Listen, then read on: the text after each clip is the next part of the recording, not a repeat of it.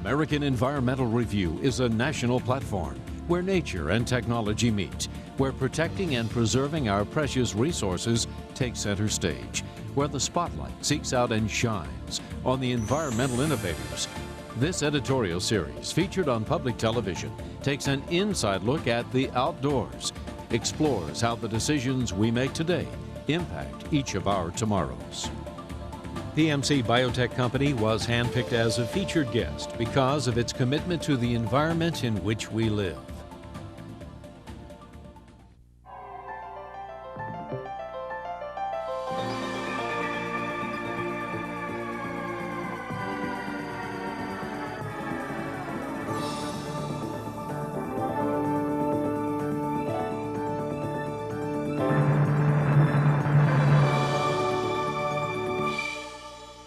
Welcome. I'm Morley Safer.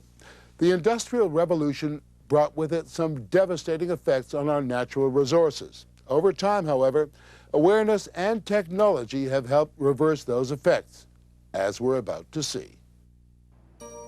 If you love to shop, the good news is that opportunity abounds. Online or off and around the clock, there's no shortage of things to buy.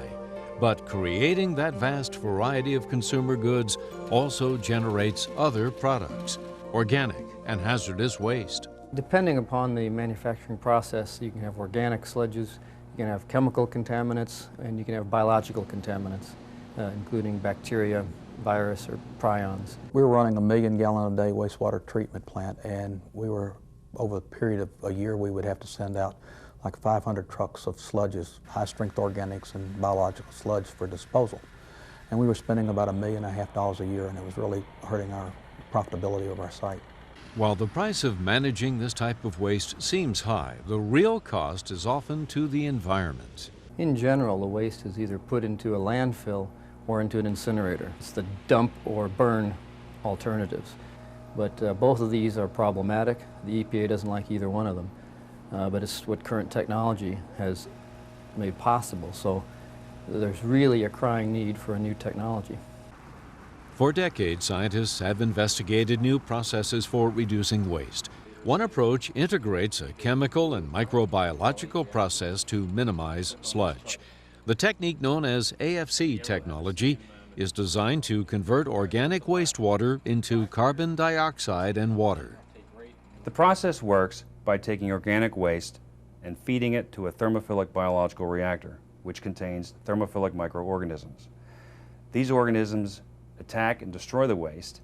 Then after that occurs, the material is sent to a membrane separator. At the membrane separator, the microorganisms and some of the undegraded waste are sent back to the reactor. At this point, some of the material is then sent to a chemical treatment unit, where chemistry is performed in order to break down those materials into smaller particles, which are then sent back to the reactor so that complete degradation, conversion to carbon dioxide and water can occur. It's also possible to reuse some of the remaining material. Nitrogen and phosphorus can be recovered, water can be recycled and recovered, and we can also put an anaerobic step in front of the process, which can allow for energy recovery or energy production, which could make the system into a total net energy producer. The thermophilic sludge process that we installed has done wonders for us. We've been operating it for 5 years, and during that time we've been able to optimize its operations and reduce our sludge disposal costs by 75%. It provides a way of treating these wastes without generating hazardous or toxic residuals that then need to be put back into the environment.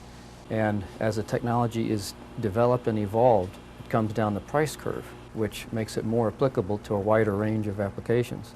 And more people who currently don't have an alternative have this now as a cost-effective solution.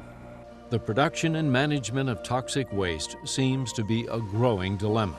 But as new technologies are developed that help address the problem, the dark side of the good life could become a little brighter. Next time, we'll discover more innovations that help to protect and preserve natural resources. Thanks for joining us.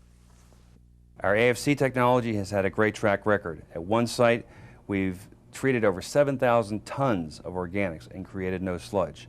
At another site in the UK, we are treating up to 30 tons a day of pharmaceutical waste.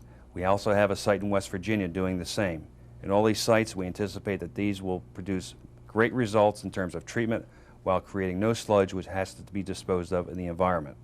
We're also looking at taking the technology into new regions of agricultural waste treatment so that we can make energy and have it be a net money maker, a net energy producer, while cleaning up wastes which are otherwise a problem in the environment.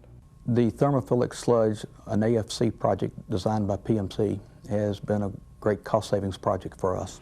We've had a 1.5 to 2 year payback on this project. The utility projects that most managers know about and install are usually cost the company money, but this has turned into a cost saving project that actually makes money for the company.